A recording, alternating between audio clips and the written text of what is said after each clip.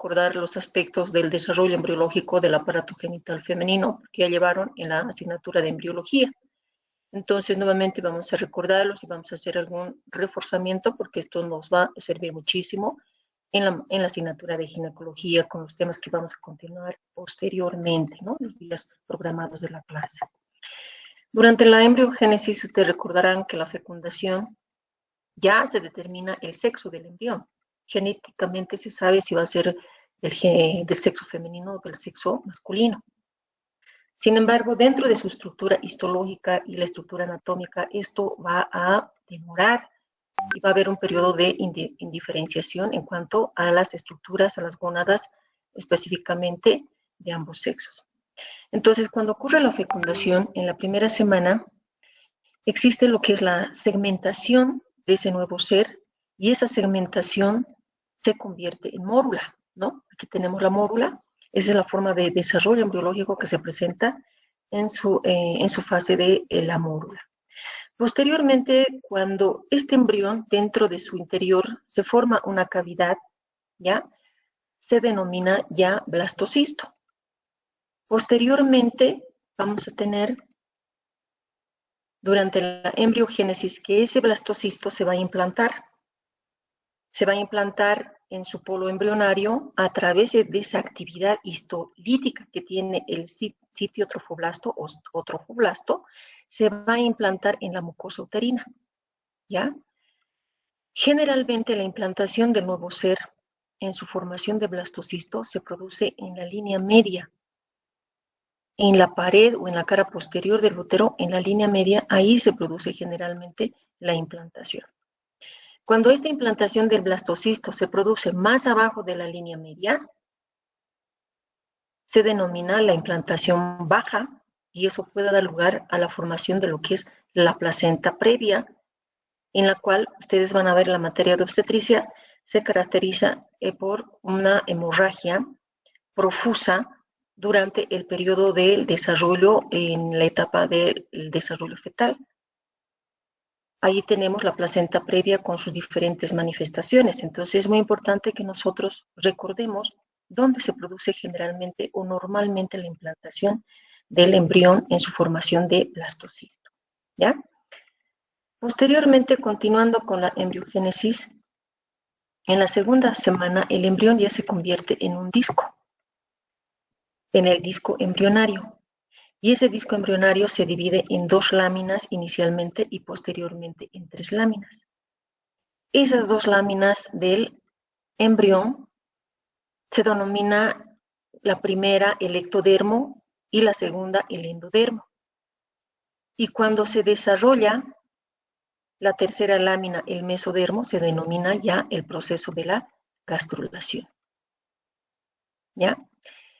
Entre las 2 líneas laminares, que también lo tenemos en este dibujo, entre el ectodermo y el mesodermo, tenemos la línea primitiva. ¿Ya?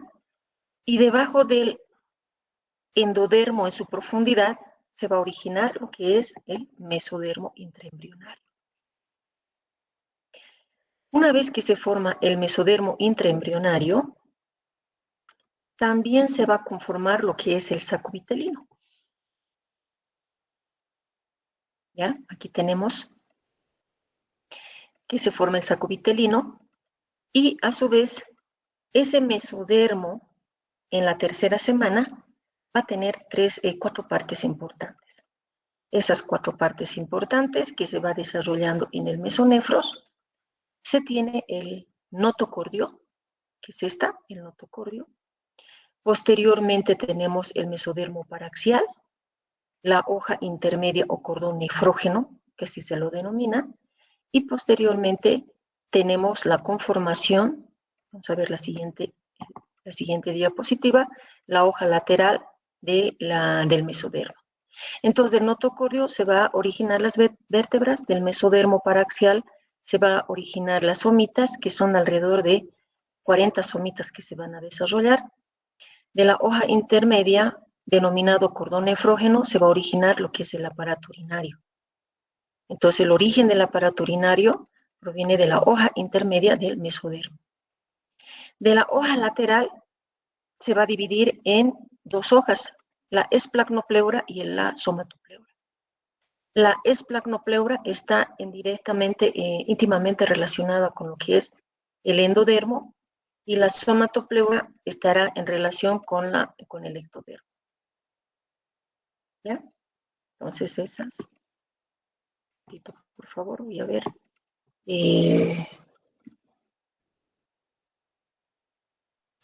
Ahí estamos, ¿no?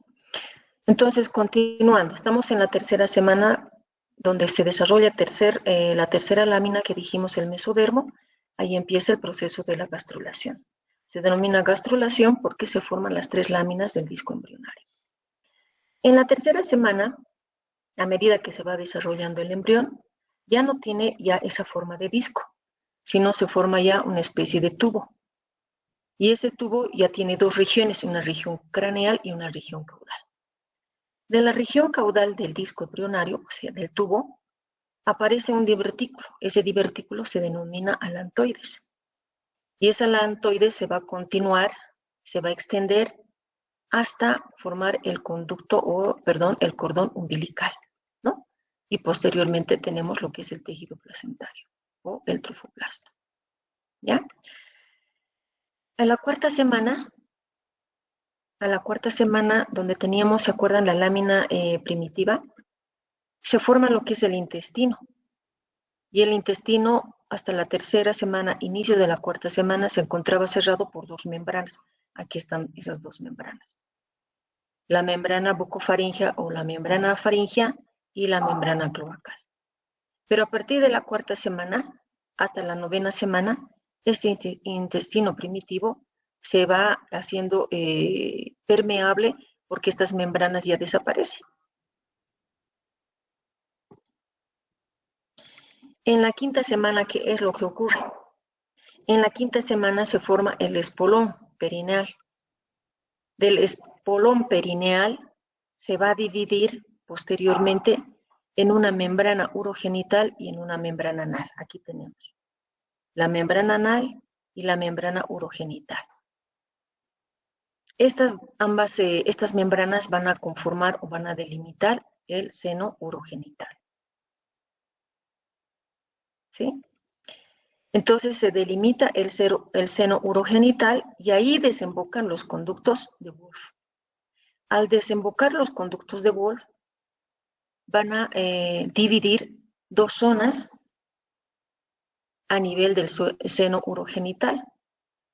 Una zona superior que es la cresta urinaria o la zona urinaria y una zona inferior que será la zona genital o la cresta genital o la cresta gonadal. ¿Ya? Entonces es esta parte importante de cómo se va desarrollando.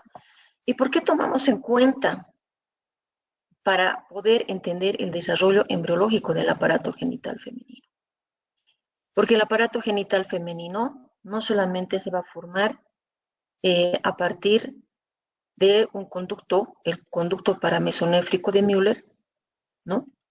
Sino también que se va a formar de otras estructuras que están en relación con otros aparatos, en este caso el aparato urinario.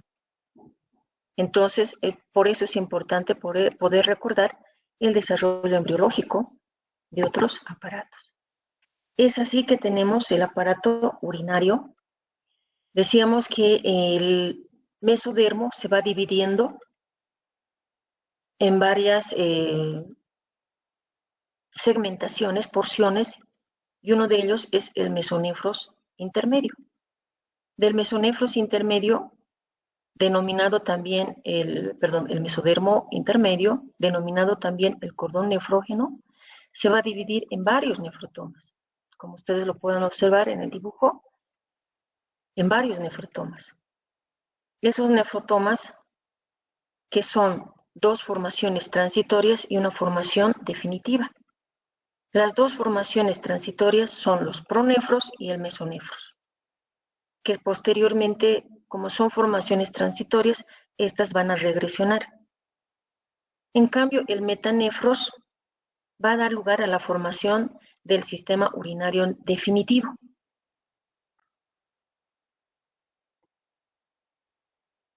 Vamos. En un corte transversal del mesonefros, ¿cómo está distribuido o cómo están estructurados la conformación del aparato urinario y que está en relación con el aparato genital? Hay una prominencia dentro del tejido mesenquimático que en su parte antero-externo se encuentra el cordón urogenital con los conductos de Wolff y con los conductos de Müller. Y en su parte antero-interno hay una eminencia, ¿ya? Esta eminencia conforma lo que es la cresta genital o la cresta gonadal. Por detrás de la cresta genital hay una proliferación del epitelio celómico que dará lugar a la corteza suprarrenal. Entonces, a la quinta semana aparece, decíamos, el metanefros, que va a conformar el sistema urinario definitivo. Dentro de las características principales dentro de su desarrollo embriológico, aparece el divertículo ureteral y se va a originar lo que es la pelvis renal. Dentro del desarrollo embriológico del aparato genital femenino, existe un periodo indiferenciado y un periodo diferenciado. Prácticamente los caracteres sexuales de la mujer y también del hombre son iguales hasta la séptima semana. A partir de la séptima, octava semana ya empieza el periodo de diferenciación. Es así que vamos a mencionar algunas características importantes antes de la séptima semana. En la tercera semana, la gónada entonces es similar en ambos sexos. No vamos a poder diferenciar si son ovarios o si son testículos. Las células primordiales que ustedes recordarán que se encuentra en la pared del saco vitelino, de ahí van a migrar hacia la cresta gonadal, dando origen a los gametos. En la quinta semana, ya las vías genitales primitivas que dan origen a los genitales internos aún tienen la misma conformación en ambos sexos. Se va a producir un engrosamiento del epitelio celómico que cubre la cara interna del mesonefros, denominado la cresta genital. En la sexta semana, la cresta genital prolifera, forman los cordones sexuales, se anastomosan y forman una red urete. Seguimos en la sexta semana. Al final se establece una conexión urogenital en los tubos mesonéfricos y la red. Entonces, ¿dónde están los conductos de Müller? Hablamos de los conductos mesonéfricos de Wolff y los conductos paramesonéfricos de Wolff, o denominados también los conductos de Müller. De los conductos de Wolff está claro que se desarrolla el aparato urinario. Pero posteriormente tenemos los conductos paramesonéfricos, o denominados los conductos de Müller, que se van a desarrollar de la invaginación del epitelio celómico, que se encuentra lateralmente a la cresta gonadal. Entonces aquí tenemos el conducto de Müller, que está por delante del conducto mesonéfrico de Wolff, en el polo inferior del mesonefros, se va a direccionar en sentido medial y va a formar un codo, es decir, se va a poner por delante del conducto de Wolff, para posteriormente unirse al conducto de Müller del lado opuesto. Ambos se juntan, se fusionan y en su extremo distal van a formar una eminencia mesenquimatosa, es decir, se va a proliferar el conducto de Müller. Al proliferarse este tejido, van a conformar el tubérculo de Müller. Seguimos recordando. Los órganos genitales externos indiferenciados. En la tercera semana se van a formar lo que es el tubérculo genital, el pliegue cloacal y también los rodetes genitales. Pero ¿a partir de quién? A partir de la cloaca. La membrana cloacal o la zona cloacal se va a dividir a través de un tabique en una membrana urogenital y en una membrana cloacal. En la membrana cloacal, en su extremo cefálico, a través de la formación de dos rodetes, conforman el tubérculo genital.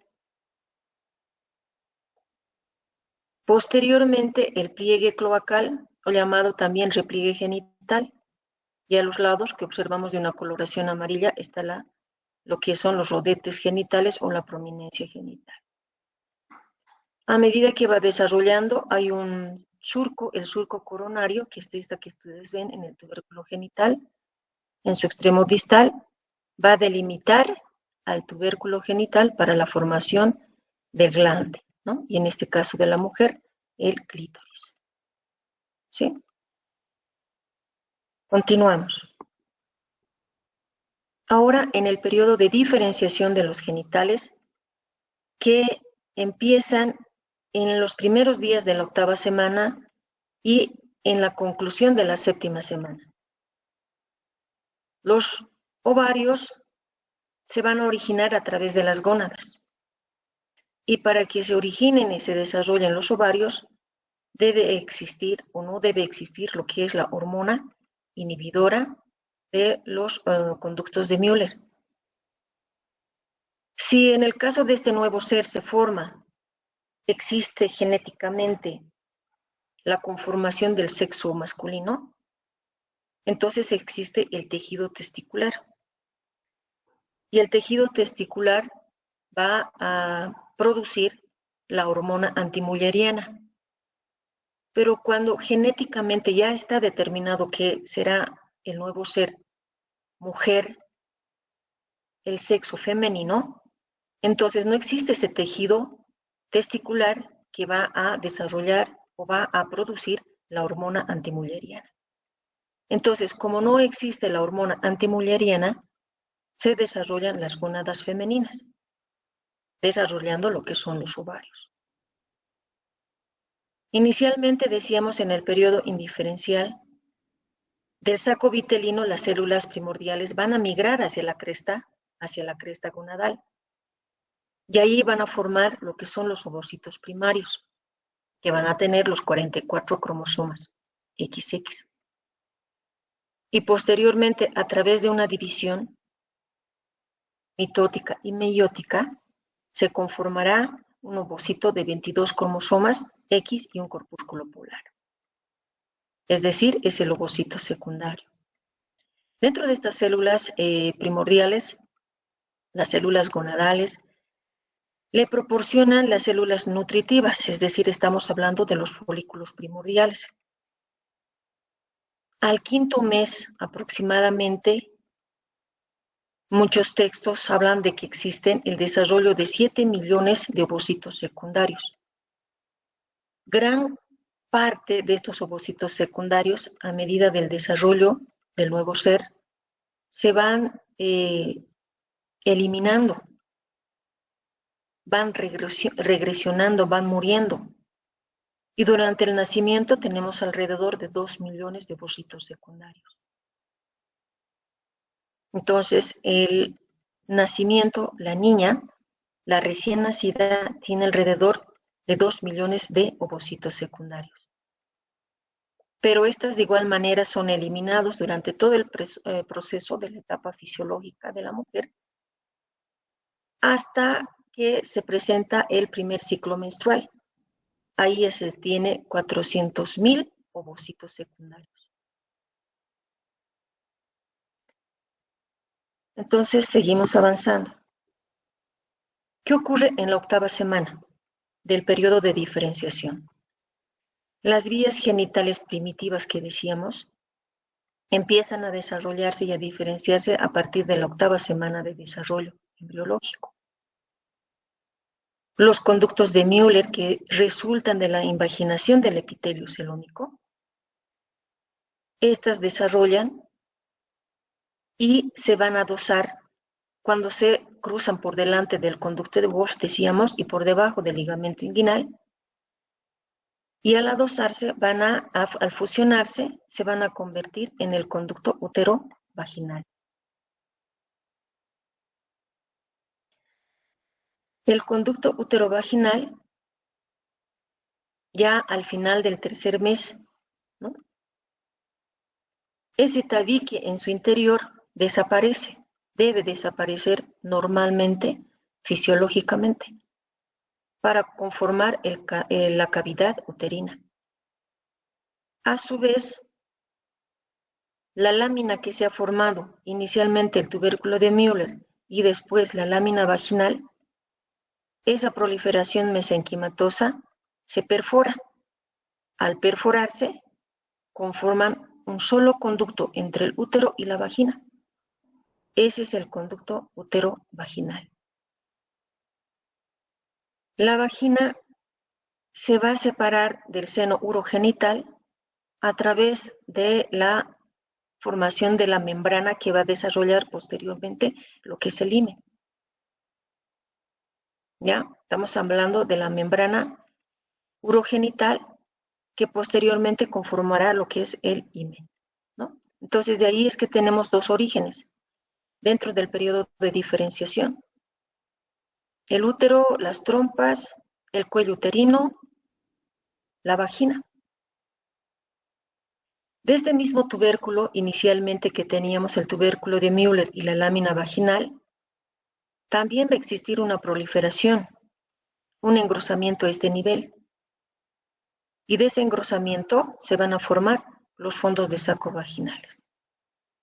Es decir, que no solamente es un conducto plano en su interior, conformando la cavidad uterina, la cavidad vaginal, sino hay eminencias en su interior que son el cuello uterino de su porción intravaginal. A su vez, la vagina va a conformar dos fondos de saco. Los fondos de saco vaginales laterales y anteriormente tenemos el fondo de saco vaginal anterior y posteriormente el fondo de saco vaginal posterior. Seguimos avanzando. En el cuarto, quinto y sexto mes del desarrollo ya corresponde al desarrollo de los músculos y los ligamentos. Los músculos que van a conformar tanto el útero, van a conformar las trompas, van a conformar el cuello uterino y también los músculos de la vagina. Entonces, principalmente ese complejo muscular, cuando hablábamos de anatomía del aparato genital interno femenino, cuando hacíamos referencia a que el útero tenía un patrón muscular muy complejo, muy característico, que conformaban 3 capas, ¿no es cierto? Entonces, estos proceden del miometrio primitivo, y este miometrio primitivo que conforma ese complejo muscular, provienen también las fibras miometriales de lo que son las trompas uterinas. Con esa característica circular, espiralada, longitudinal, que corresponde al patrón muscular del útero. Para la conformación del músculo del cuello uterino, también provienen de la vagina. Las trompas uterinas tienen su origen en los conductos de Müller, que es eso, evidentemente. Habíamos indicado que del conducto de Müller van a formarse el aparato genital interno, con sus variantes, ¿no? En el cuarto y quinto y sexto mes, también se van a conformar los ligamentos. Recordando anatomía, se han hablado los ligamentos de fijación, de sustentación del aparato genital femenino. Se forman lo que es el ligamento suspensorio del ovario o el infundíbulo pélvico, por donde van los trayectos o los conductos vasculares, tanto arterial, venoso y las terminaciones nerviosos, el infundíbulo pélvico. También se van a desarrollar el ligamento uterovárico y el ligamento redondo. Entonces, en el cuarto, quinto y sexto mes del desarrollo embriológico y la conformación del aparato genital. En el séptimo mes del periodo de diferenciación, el cuello uterino ya se encuentra revestido por dos epitelios diferentes, el epitelio endocervical y el epitelio exocervical.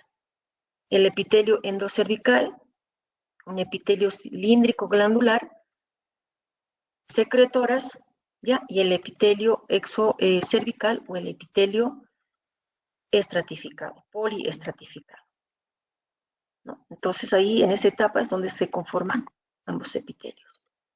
¿Qué ocurre con los genitales externos? Los genitales externos ya se diferencian ya hormonas femeninas, las hormonas sexuales femeninas, que secretan de los ovarios. En el tercer mes se forman en la zona genital, una porción vertical o pelviana y una porción horizontal. Entonces, nuevamente aquí tenemos un dibujito que nos hace recuerdo de ambas zonas. En la zona genital o la zona vertical se va acortando hasta formar el orificio uretral y el himen a la superficie. Están dentro del conducto, dentro del seno genital, y se van exteriorizando hacia la superficie, lo que corresponde a la vulva. Entonces ahí tenemos el orificio uretral y el himen en su superficie. Del tubérculo genital se forma el clítoris. De los pliegues genitales o pliegues uretrales o pliegues cloacales que hacíamos referencia en la anterior diapositiva, se forman los labios menores. A los lados, decíamos los rodetes genitales, se conforman los labios mayores.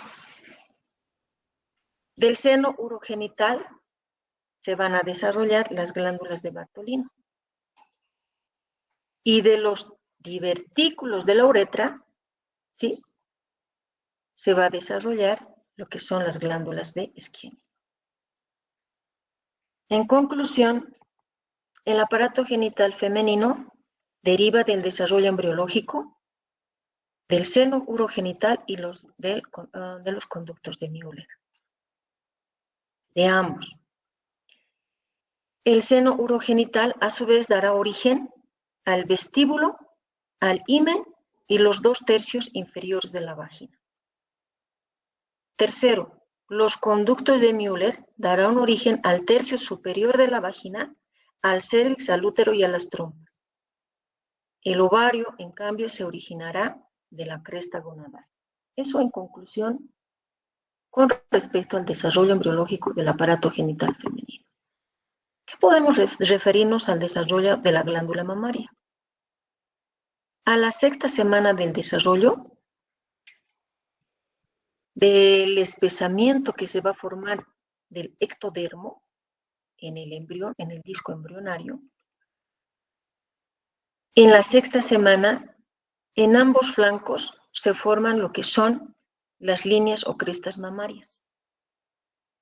Estas líneas o crestas mamarias, que en la mujer adulta tenemos vestigios de esa cresta mamaria, en la séptima semana regresiona.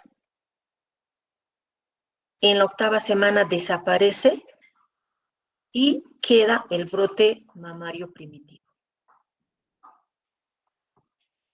Al tercer mes, ese brote mamario primitivo crece lentamente. Al cuarto mes y más adelante se desarrollan los cordones sólidos en varias direcciones de la glándula mamaria y van a formar la pared de los conductos y los acinos glandulares. En el brote mamilar, a su vez, estamos hablando del brote mamario, se deprime formando el seno lactífero. Al séptimo y octavo mes, decíamos, se forma una depresión y ahí van a desembocar los conductos lácteos y se forma el pezón. Y aquí tenemos de una forma ilustrativa, poder observar cómo se va formando el pezón. Entonces, en la eminencia mamilar se forma una depresión. Esa depresión mamilar también entra en contacto con los conductos que se están formando, los conductos galactóforos o los conductos lácteos, los acinos glandulares. En esa depresión mamilar se encuentra el pezón, pero en su forma deprimida. Y a su alrededor tenemos la areola, ¿no? Y posteriormente conforma una prominencia, que es el pezón, y alrededor la areola, ¿sí? Y los conductos galactóforos. Entonces, cuando se produce el nacimiento, la glándula mamaria es semejante en ambos sexos.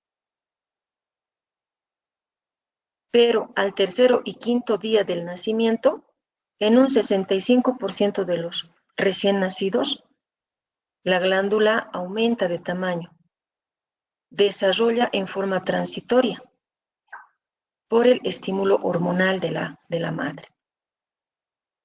Y secreta calostro, y ese calostro se denomina la leche de las brujas. Es por eso que en algunos recién nacidos vamos a encontrar que la mama lo tienen aumentado de tamaño y son secretantes. Pero posteriormente eso involuciona, regresiona y permanece en ese estado en un reposo anatómico y en un reposo funcional. Ya en la etapa de desarrollo de la niña, que coincide con el ciclo menstrual y el ciclo ovárico, se va a desarrollar la glándula mamaria. Y va a completar el desarrollo de la glándula mamaria cuando se produce la secreción de calostro y la secreción de leche. Quiere decir que el desarrollo de la mama tiene periodos de reposo, periodos de desarrollo, pero el desarrollo definitivo es cuando se produce la secreción de la leche.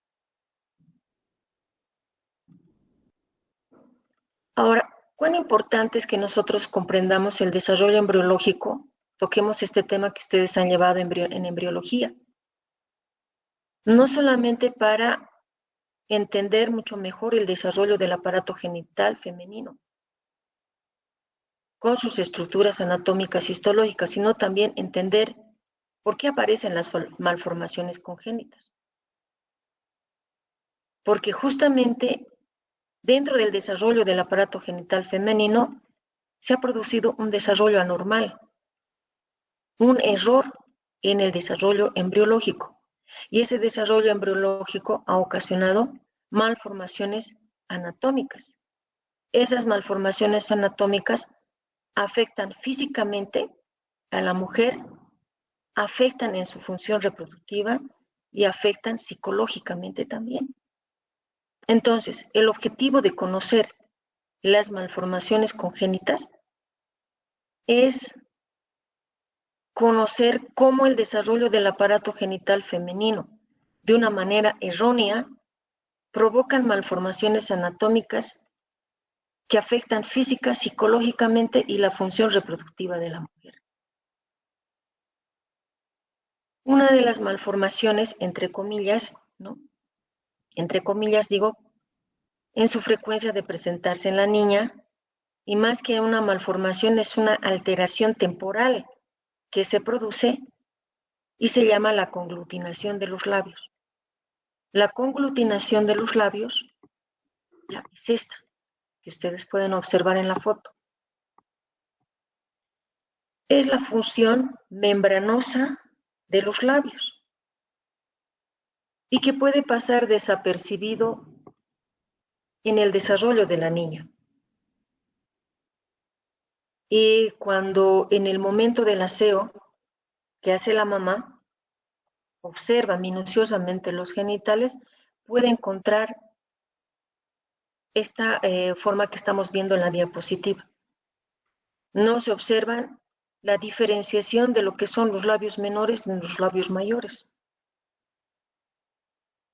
Estas se encuentran conglutinados, adosados, adheridos.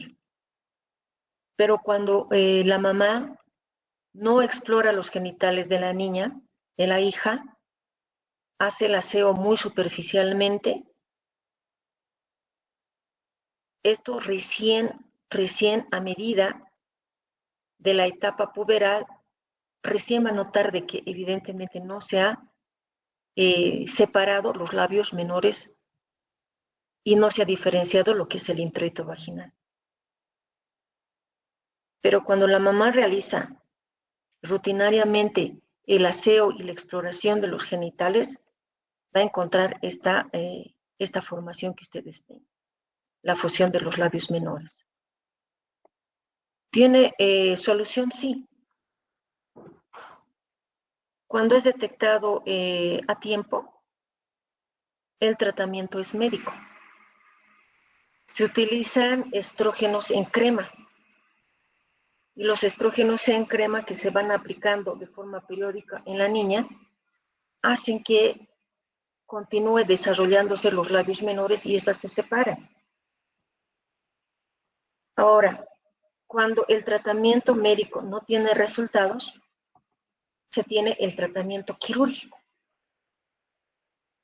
Dentro del tratamiento quirúrgico, a veces se observa, al explorar con la maniobra de las riendas los genitales, vamos a encontrar un pequeño orificio. Y ese pequeño orificio vamos a divulsionar con las pinzas. Lógicamente, este procedimiento quirúrgico se hace en quirófano y bajo anestesia. Entonces, se hace la divulsión, la separación a través de ese pequeño orificio o se realiza una pequeña incisión. Al realizar la divulsión, entonces podemos notar cómo se va abriendo el orificio vaginal y aquí tenemos esbozos de lo que es los labios menores. Entonces, ¿cuáles son los resultados del tratamiento? De esa divulsión vamos a encontrar ya una separación adecuada de los labios menores. Y a medida que va progresando el tratamiento, porque además del tratamiento quirúrgico, continúa con el tratamiento médico en base a estrógenos en pomada. Ahí ya podemos observar, sí, las características anatómicas de los genitales externos en la niña. ¿Qué ocurre si nosotros o la mamá no se da cuenta ni en la etapa puberal, no se realiza un examen ginecológico de rutina en las niñas, en las preadolescentes? Entonces, esto permanece cerrado. Y cuando viene la menarca, probablemente va a presentar gotitas y nada más. Y la mamá puede pensar de que eso es normal en sus primeras menstruaciones y no hace la revisión nuevamente de los genitales. Posteriormente tendrá dolor, habrá fetidez, porque esa menstruación que debe ser expulsado llega a acumularse en la vagina.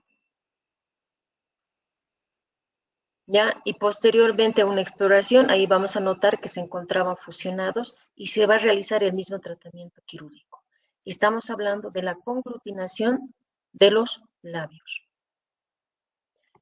Pero tenemos otra anomalía, la malformación también de la vulva a nivel de los labios, específicamente del himen, de la membrana himeneal. Ustedes cuando recuerdan la clase anterior decíamos que el himen se caracteriza porque tiene un orificio.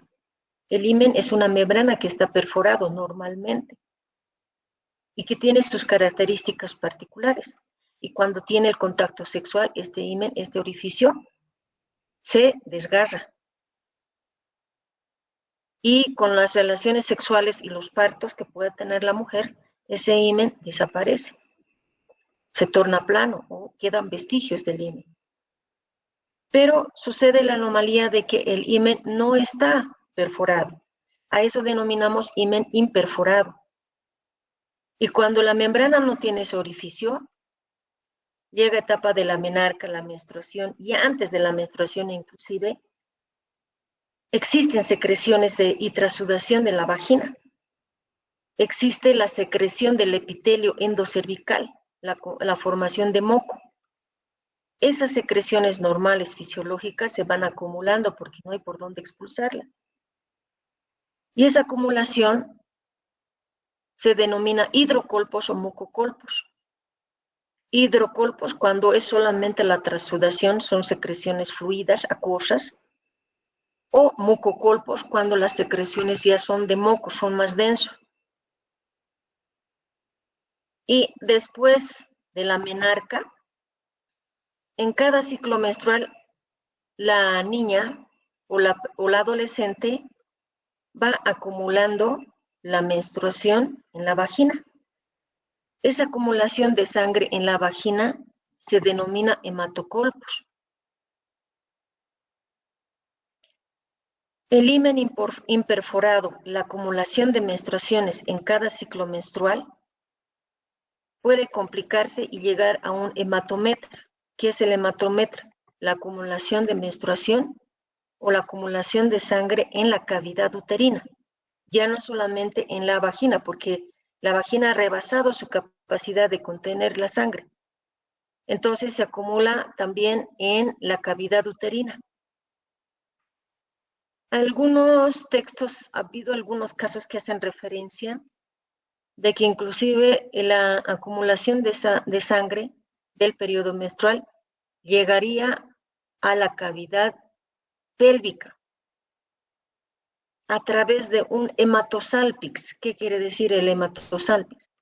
Acumulación de sangre en las trompas de falopio. Y de la trompa de falopio la sangre pasaría a la cavidad pélvica. Ahí tendríamos un hemoperitoneo, pero muy raro de la literatura revisada. Apenas he encontrado 2 casos en los cuales se ha presentado un hemoperitoneo, ¿no? Entonces, más es el hematocolpos con mayor frecuencia, llegando a un hematometra.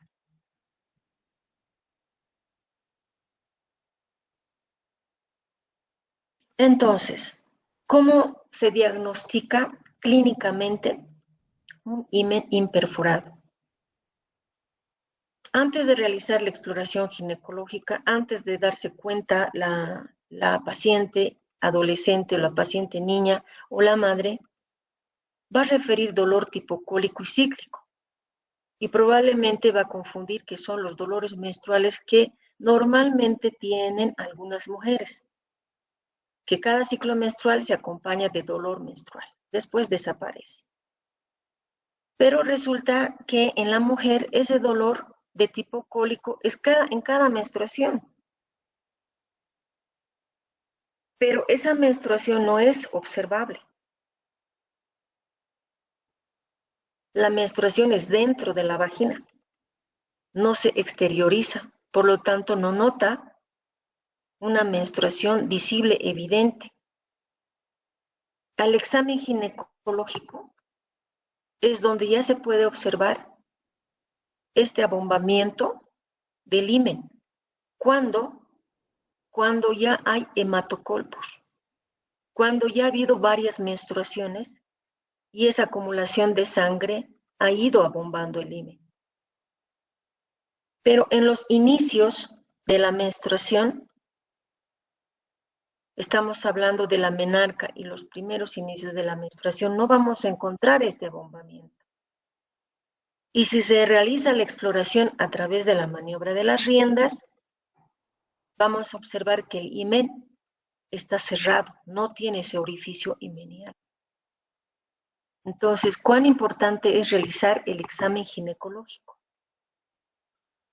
Aquí tenemos otra foto donde podemos observar un menos abombamiento de la membrana himeneal y prácticamente está ocluyendo, cerrando el orificio vaginal, por lo tanto, el conducto vaginal.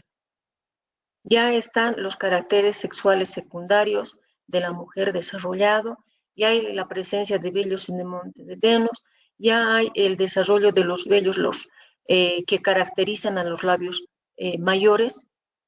Encontramos labios menores un poco atróficos, ¿ya? Y al realizar la maniobra de las riendas, el himen está ocluido, está cerrado. ¿Cuál es el tratamiento? El tratamiento es quirúrgico. Consiste en realizar, lógicamente con anestesia también general, realizar una incisión, ¿ya? Una incisión en cruz, con la hoja de bisturí y realizar la dibulsión. En eso consiste el tratamiento quirúrgico.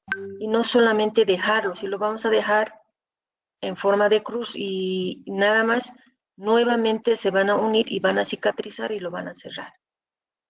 Tenemos que evaginar, lo contrario de la invaginación, lo tenemos que evaginar el borde del himen que hemos construido con la incisión en cruz.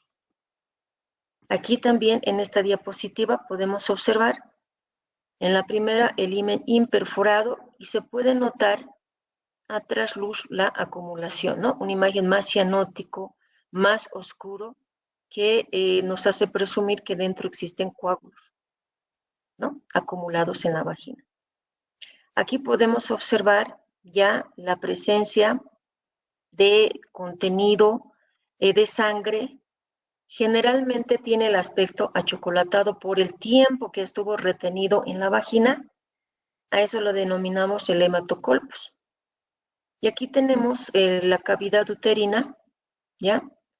Y también parte de lo que es la trompa. Ahí se acumula lo que es la sangre, denominado hematometra, y también tenemos el hematosalpis, ¿no? Y atrás algunas literaturas mencionan la acumulación de sangre en la cavidad pélvica. Aquí podemos observar la incisión que decíamos como tratamiento quirúrgico, que algunas se ha observado de lo que he podido observar en la experiencia profesional. 2 han presentado bastante sangrado a nivel de los bordes del himen después de haber realizado la incisión. Entonces se tenía que poner puntos hemostáticos más continuos para poder realizar la separación definitiva. Y en otras prácticamente es como su nombre, como una membrana. Se realiza el corte, la incisión y se los evagina con hilos reabsorbibles. ¿Qué otras malformaciones también se tiene? La otra malformación es a nivel de la vagina, donde existe la ausencia total de la vagina. Esto es más frecuente en el tercio superior. Recordando anatomía, la vagina se divide en 2 tercios, ¿no? Tercio superior, tercio medio, tercio inferior. Otros textos dicen tercio superior y 2 tercios inferiores. Entonces, no hay la vagina. Y esto clínicamente se caracteriza porque no va a haber menstruación. La dispareunia, ¿no? De pronto desea tener el contacto sexual, no hay la posibilidad. Si existe la ausencia, es en el tercio inferior. Pero si la ausencia es en el tercio superior, será una vagina corta, por lo tanto habrá dolor durante la relación sexual. También tendrán problemas de esterilidad. Un ejemplo de la ausencia total de la vagina tenemos el síndrome de Meyer-Rokitansky-Kuster-Hauser. Aquí tenemos un ejemplo de una mujer que tiene este síndrome. Aparentemente, como ustedes pueden observar, los caracteres sexuales secundarios, la mama, los vellos, ¿no? La distribución, los cabellos, la contextura, el biotipo de la mujer aparentemente es normal, pero no presenta menstruación. Hay una amenorrea, que es la ausencia de la menstruación, es decir, que no hay menarca. Y al realizar la exploración ginecológica no se encuentra vagina o se encuentra una vagina muy corta. Al realizar los estudios de gabinete, el útero vamos a encontrar normal o puede estar mal formado, puede ser que no exista útero. La función gonadal la función de los ovarios será normal, los caracteres sexuales son normales, pero hay que indagar si existen anomalías renales y existen anomalías esqueléticas. El estudio de este síndrome no solamente es de ginecología, sino participa el endocrinólogo, participa el nefrólogo, participa un equipo multidisciplinario para poder evidenciar las anomalías que tiene. El cariotipo es 46 cromosomas XX, por lo tanto es una mujer, ¿no? Pero que tiene esa anomalía. La otra malformación tenemos los tabiques vaginales, transversales y longitudinales. Es poco frecuente, ¿ya? Vamos a poder, para poder hacer más ilustrativo, es en esta forma que se presenta, pero este es un tabique longitudinal. El tabique transversal, como su nombre lo dice, se presenta en forma transversal, horizontal si vale el término, ¿no? Estos tabiques, que es poco frecuente, ¿cómo nosotros lo evidenciamos? Lo podemos evidenciar clínicamente cuando la mujer está en trabajo de parto.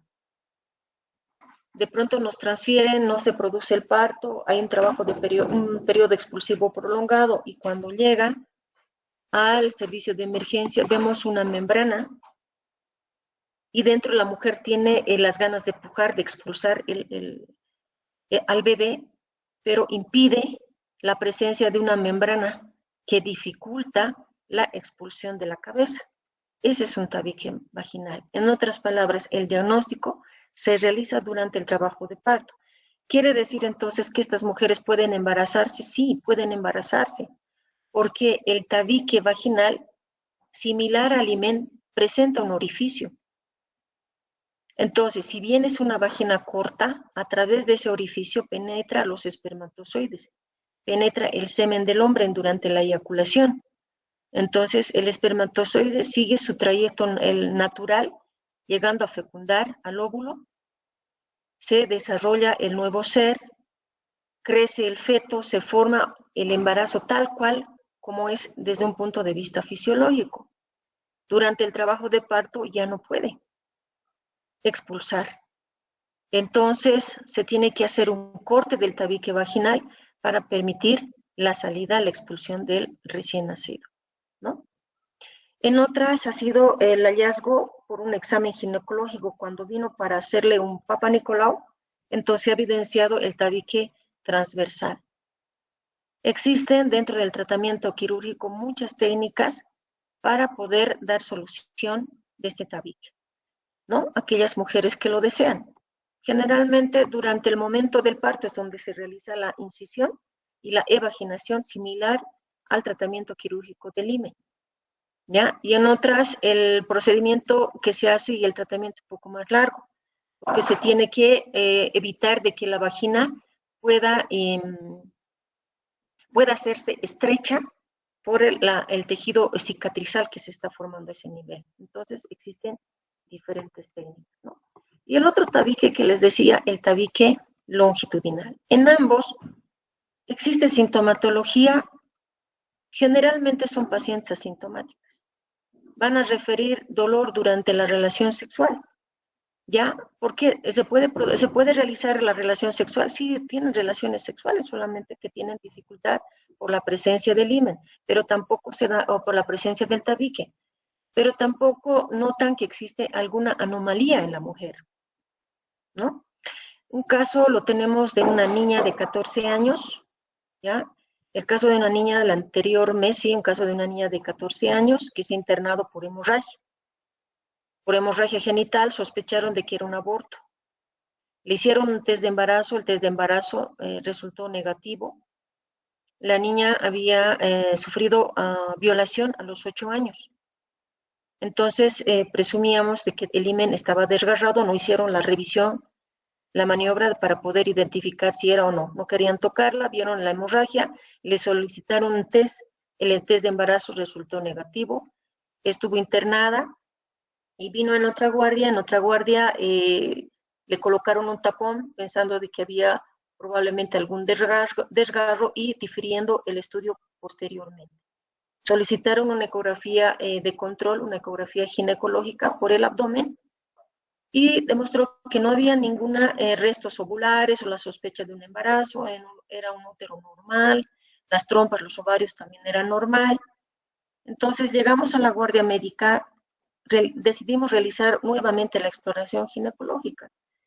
Al realizar la exploración ginecológica retiramos el tapón vaginal que tenía y estaba fétido porque estaban 3 días con el tapón.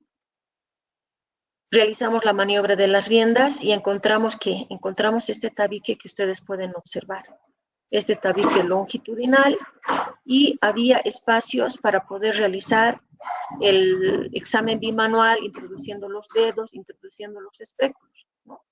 Este tabique vaginal se formó en el tercio medio, y por eso la niña podía tener contactos sexuales sin ningún inconveniente. Y cuando sufrió el abuso sexual, entonces de igual manera el agresor lo hizo por los lados del tabique vaginal, ¿no?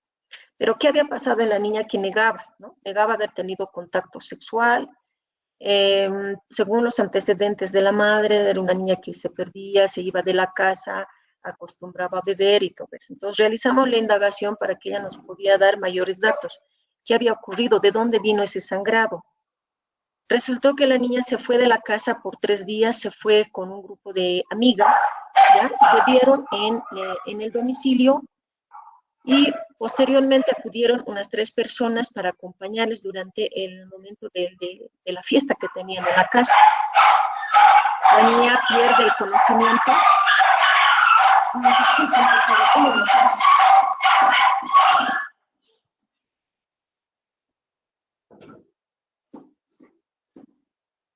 La niña pierde el conocimiento y en las horas de la madrugada despierta y nota y siente dolor en los genitales, nota la presencia de sangrado, piensa que es su menstruación, y al lado, debajo de la cama, nota a un sujeto que también estaba en estado de ebriedad. El sujeto se levanta, se va como si nada hubiera pasado, la niña se calla, regresa a su casa porque se asustó, pensó que era su menstruación.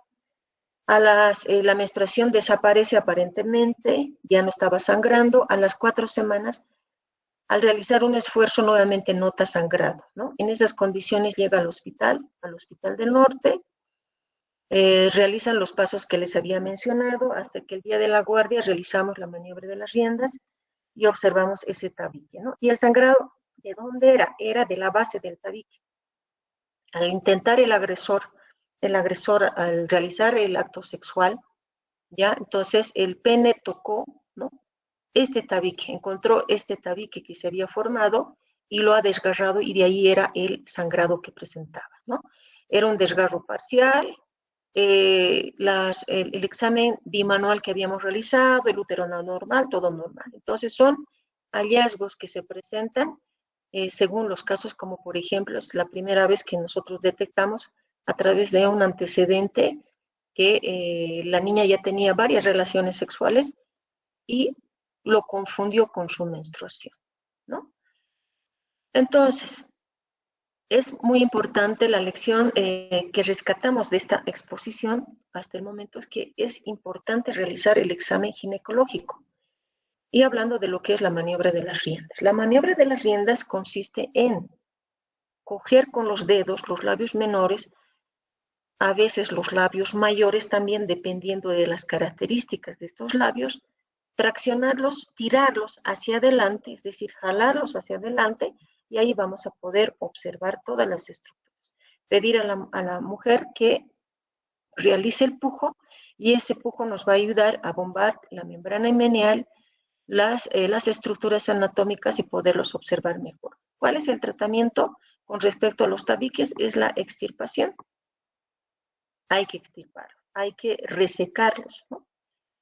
Entonces, aquí podemos ver, ¿no?, cómo estaba conformado el tabique. En este caso, ese es un tabique longitudinal. Dentro de la experiencia, algunas mujeres han presentado otras malformaciones congénitas, no solamente de la vagina, sino también había la presencia de malformaciones a nivel uterino, ¿no? Entonces, al hablar de las malformaciones uterinas, Estas se van a producir por la fusión de los conductos de Müller. Recordarán que debe desaparecer ese tabique que se ha formado dentro de lo que es los conductos de Müller. Al fusionarse tenían un tabique y ese tabique debe desaparecer hasta conformar la vagina, ¿no es verdad? Entonces, ese tabique no logró reabsorberse durante el desarrollo embriológico. Entonces, al no desarrollarse, persistir ese tabique, se forman, como podemos observar aquí, dos úteros, ¿no? Dos cuellos uterinos y por lo tanto también hay dos vaginas. En el dibujo de arriba, por ejemplo, aquí no observamos la vagina, no hay vagina. Esto es la vejiga, esto es el recto, aquí debería estar lo que es la vagina, pero como ustedes observarán solamente el tejido conjuntivo. Entonces no hay la vagina, es una agenesia vaginal. Aquí, al realizar la exploración de los genitales a través de unos espéculos, estos se llaman los espéculos vaginales. Estos espéculos vaginales nos permiten visualizar, ¿ya? Aquí vemos dos cuellos uterinos, aquí está el tabique vaginal, aquí podemos observar el meato, el orificio uretral y arriba está el clítoris para poder orientarnos, ¿no? Entonces podemos observar malformaciones congénitas con dos úteros, dos vaginas, dos cuellos, o pueda existir dos vaginas, ¿ya? Un cuello uterino y el útero, ¿no?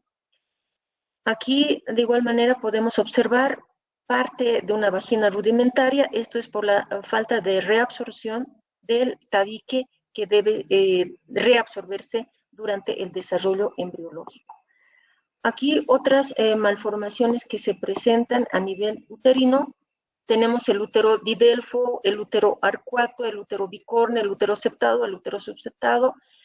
Y lo más importante de todos estos es que recordemos que el conducto de Müller, durante su desarrollo embriológico, no ha desaparecido el tabique en su interior, que va desde la cavidad uterina hasta la cavidad vaginal. Útero didelfo se llama porque son dos úteros. El útero arcuato, que tiene la forma de un corazón, se denomina así porque tiene una bolladura, esta bolladura en la parte superior. El útero bicorne, porque también tiene la forma de un corazón, como ustedes pueden observar, arcuato o bicorne son ambos. El útero septado, porque hay un tabique dentro, en su interior, que se puede estar completamente conformado en su interior o puede ser parcialmente presente en su interior. Aquí también tenemos las mismas, pero de una forma más esquemática. Podemos observar el útero cómo es en su estructura anatómica normal, el útero didelfo, cómo va separando el tabique, conformando dos úteros, el útero arcuato, como ustedes lo pueden observar. También tenemos el que solamente se forma un solo cuerno, es decir, existe la conformación de un solo lado del útero, no existe la conformación, como aquí lo podemos observar, dos trompas, ¿ya? Dos cuernos uterinos y un solo cuello uterino, ¿no es cierto? Y aquí tenemos el bicornuato y el septado, disculpen por el factor de tiempo que tenemos, ¿no? Dentro del cuadro clínico es importante indagar sobre los antecedentes perinatales. Son pacientes que tienen abortos con mucha frecuencia o pueden tener partos prematuros, hay dolores menstruales, algunos se acompañan de trastornos durante la menstruación, el ritmo menstrual puede estar alterado o prácticamente pasa inadvertido y uno se da cuenta en el momento del parto, el momento de realizar un legrado, una evacuación de restos ovulares de un aborto o durante la cesárea que uno puede realizar el cirujano, observa vestigios de la existencia de un útero, pero que ese útero no está en gestación y uno de los úteros se encuentra en gestación donde había culminado la formación del feto hasta las 9 semanas y se produce la cesárea, ¿no? En el examen ginecológico vamos a encontrar vaginas normales o vamos a encontrar la formación de tabiques transversales, longitudinales, vamos a encontrar dos cérvix, dos cuellos uterinos o solamente único de una forma normal. También al examen bimanual vamos a poder identificar un útero aumentado de tamaño. Va a ser difícil poder precisar con un examen bimanual la presencia de dos úteros. Lo que sí se puede percibir es la presencia de un útero aumentado de tamaño, que ese útero sea asimétrico y se puede palpar y se puede ver, eso sí, la presencia de dos cuellos uterinos o uno solo. ¿Qué exámenes de gabinete son importantes que debemos contar? La ecografía ginecológica es lo que con mayor frecuencia realizamos, la histerosalpingografía es menos frecuente, la laparoscopía, la histeroscopía también nos ayuda a confirmar el diagnóstico y el estudio genético es fundamental de poder realizar en estas mujeres, ¿no? Lo que más frecuentemente nosotros realizamos son las ecografías convencionales, ya sea por el abdomen o ya sea por la vagina. Aquí podemos observar un útero normal. ¿Cómo nos damos cuenta en la conformación del útero? Cuando toquemos el tema de la semiología ecográfica, todo lo que es negro es medio líquido, todo lo que es gris o es blanco es de consistencia blanda, es de consistencia más sólida. Entonces, como ustedes recuerdan, el músculo es de consistencia sólida, semisólida, ¿ya? Por eso se lo ve de una ecogenicidad de aspecto grisáceo, como ustedes lo pueden observar. Aquí está la línea endometrial, esto es el fondo uterino, esto es el cuerpo, este es el cuello uterino y la vagina que no lo podemos ver en este momento. Entonces, este es un útero normal de un corte longitudinal. En un corte transversal, aquí observamos el útero didelfo. El útero didelfo nos habla de dos úteros, ¿no es cierto? En un corte transversal, aquí observamos el endometrio, aquí observamos el endometrio, que están separados por un tabique en un corte transversal. Entonces, esta es la imagen de un útero didelfo. Aquí también podemos observar en un corte longitudinal, fíjense, esto es el endometrio, tiene una imagen más con una ecogenicidad más más ¿cómo se dice? Hiperecogénica, perdón, más hiperecogénica. Y lo que es hipoecogénica nos referimos a una ecogenicidad más grisácea y un anecoico es una imagen más oscura, más negra. Entonces, aquí podemos observar una imagen más hiperecogénica que corresponde al endometrio, ¿no? Aquí hay un endometrio, aquí hay otro endometrio, está separado por un tabique, esto es un útero didelfo. Un útero bicorne. El útero bicorne podemos observar, fíjense, aquí tenemos a nivel de los cuernos una ecogenicidad diferente, bien circunscrita. Aquí también lo tenemos otra diferente, bien circunscrita, y su tabique. Por otra parte, vamos a observar aquí, este es el caso de una mujer que tuvo la gestación. El embarazo, el test de embarazo que se realizó fue test de embarazo positivo, tenía retraso menstrual. Cuando se solicita la ecografía convencional, podemos observar dos úteros, ¿no?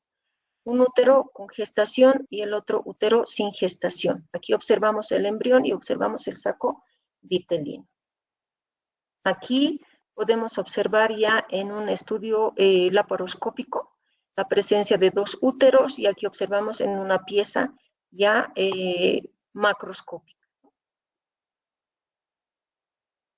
En las malformaciones de las gónadas, la más frecuente tenemos el síndrome de Turner.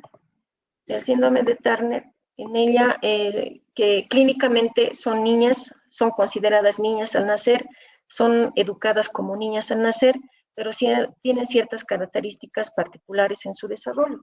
Aquí abajo tenemos también un ejemplo de un síndrome de Turner en un recién nacido, donde pueden observar, por ejemplo, cómo están los cuellos redundantes, son cuellos que tienen unos pliegues bastante gruesos, los epicantos.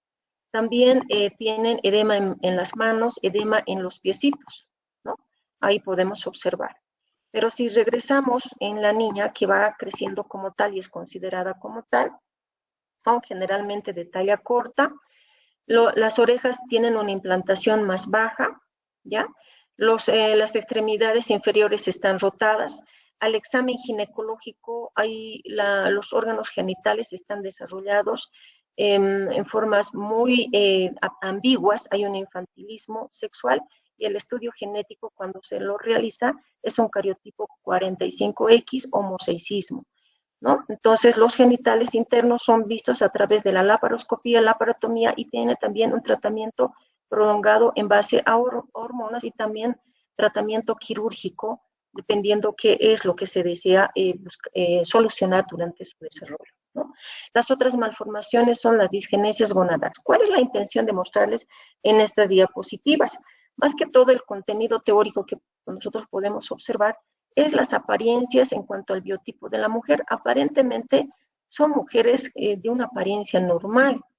Pero cuando se realiza la exploración y vemos el biotipo, vemos las características sexuales, realizando una exploración ginecológica y ecográfica, vamos a poder encontrar ya caracteres que nos llaman la atención y sospechar que existen alteraciones gonadales, y para eso se requiere el estudio genético. Aquí también podemos observar, por ejemplo, cómo los caracteres sexuales secundarios están desarrollados normalmente cuando nosotros los observamos en una vista panorámica, pero cuando se realiza ya la exploración de los genitales, durante el examen ginecológico vamos a notar los caracteres, cómo se han desarrollado. En este caso, por ejemplo, los órganos reproductores tiene de ambos, pero vemos como los labios mayores y lo que parecería ser, si fuera en el caso que tiene la apariencia masculina, nosotros pensaríamos que este es un pene atrófico, pero si tiene la apariencia femenina, nosotros pensaríamos que es un clítoris hipertrófico, ¿no es cierto? Entonces, esas alteraciones gonadales que se producen es muy importante que nosotros los identifiquemos, pero ¿cuándo lo vamos a identificar? No es con un examen físico general, sino es con un examen ginecológico en el cual nosotros vamos a diferenciar. Si nosotros vemos que esta persona, este ser de esta foto que estamos viendo, tiene una apariencia masculina, ¿ya? Pero cuando realizamos la exploración ginecológica vamos a observar que tiene desarrollado el, el escroto como tal, el otro está atrófico, en uno va a estar el testículo y en el otro no lo vamos a palpar el testículo y vamos a notar que el pene está atrófico.